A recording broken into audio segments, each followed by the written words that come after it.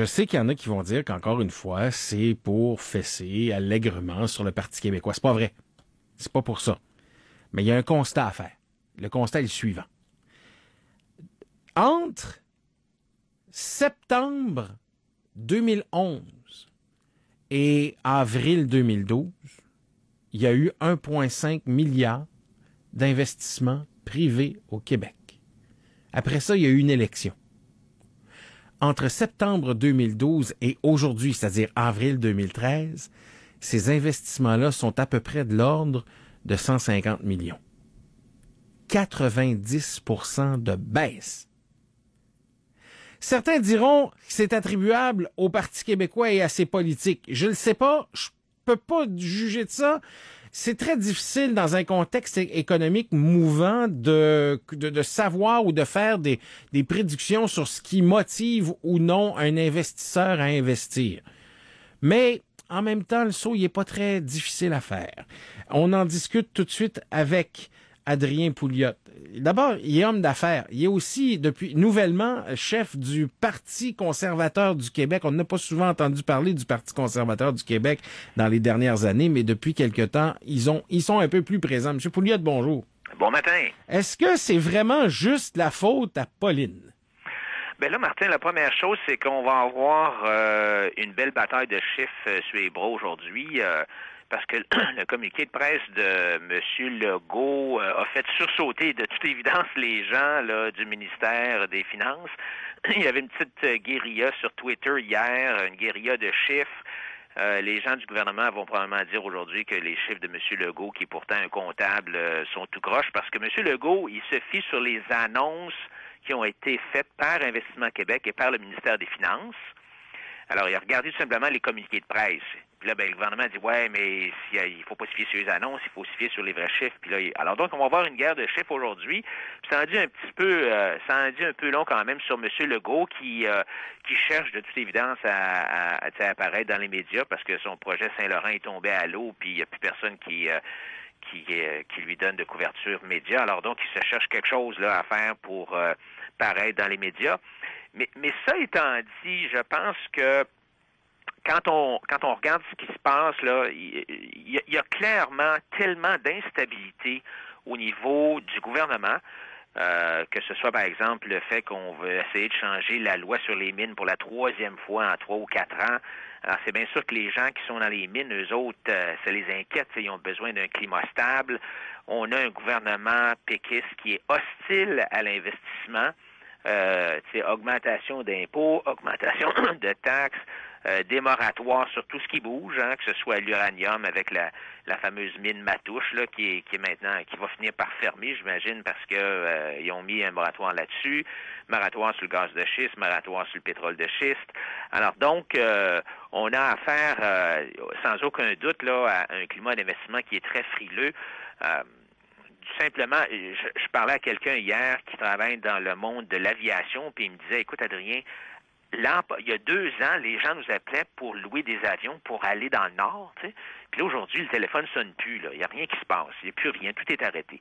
Bon, il y a c'est peut-être pas seulement la faute du PQ, là. Je veux dire, la baisse de la valeur des matières premières a quelque chose à faire là-dedans.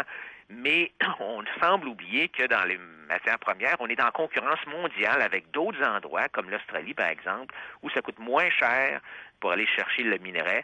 Et donc, c'est sûr que si on parle d'augmenter les redevances, d'augmenter la réglementation, de mettre le BAP partout où il n'y a pas d'affaires, ben c'est sûr que ça va refroidir les investisseurs.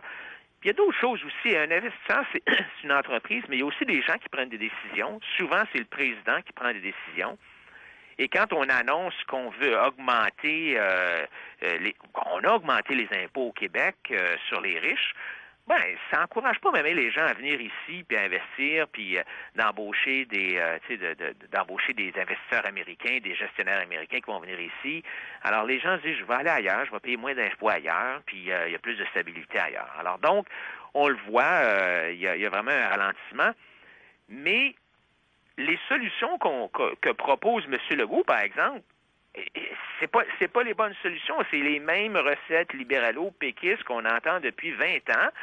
Et au lieu de changer la recette, M. Legault, il dit, moi, je vais changer de chef, mais je garde la même recette, qui est toujours la recette de la pensée magique, hein, le projet Saint-Laurent, là, qui est vraiment un projet, comme disait Nathalie Elgrelby dans le journal, qui est un projet risible, qui disait que c'est comme planter des fleurs à l'entrée d'un édifice qui est en train de s'écrouler.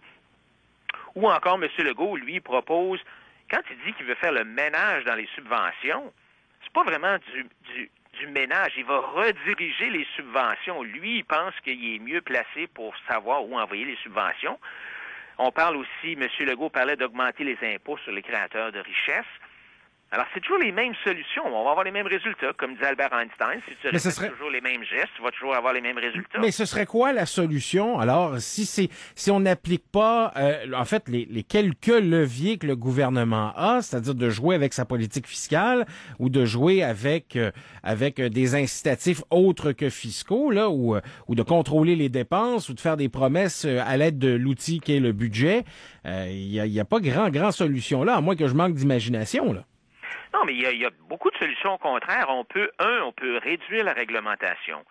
Je parle pas là de mettre à pied les inspecteurs de la viande, là, tu sais, là, quand je parle de réduire la réglementation, on a une des réglementations des bureaucraties les plus lourdes au Canada.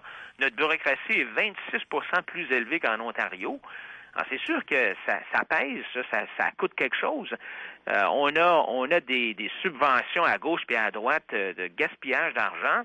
Alors, on peut baisser les impôts des entreprises pour encourager l'investissement. Ça va créer de la richesse pour tout le monde. On peut diminuer les subventions aux entreprises puis baisser les taux d'impôt. Donc, on a les taux de subvention aux entreprises le plus élevés au Canada et pourtant, on peut pas dire qu'on a l'économie la plus forte au Canada, là. Alors, on pourrait baisser les subventions pour tout le monde et avec l'argent que ça libère, on pourrait baisser les impôts de tout le monde. On baisse la réglementation, on encourage les créateurs de richesses à venir ici, on déréglemente, on crache pas sur les gens qui viennent investir ici, on les encourage.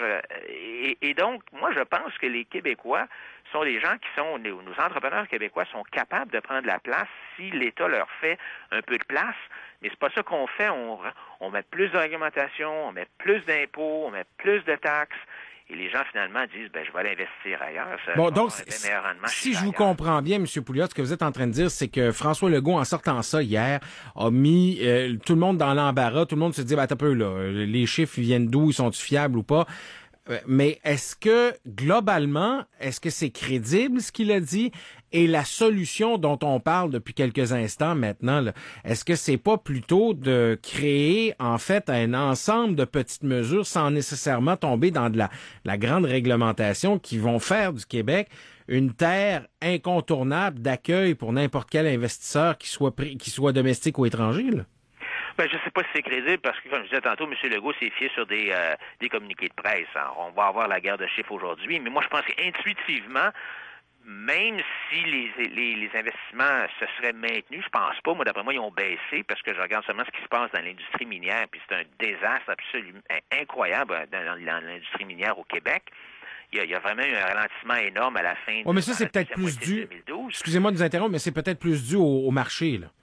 Possiblement, mais aussi les moratoires qu'on met, l'augmentation des redevances minières, le changement de la loi sur les mines. Ces gens-là, ils font des investissements sur une période, sur un horizon de 20 ans.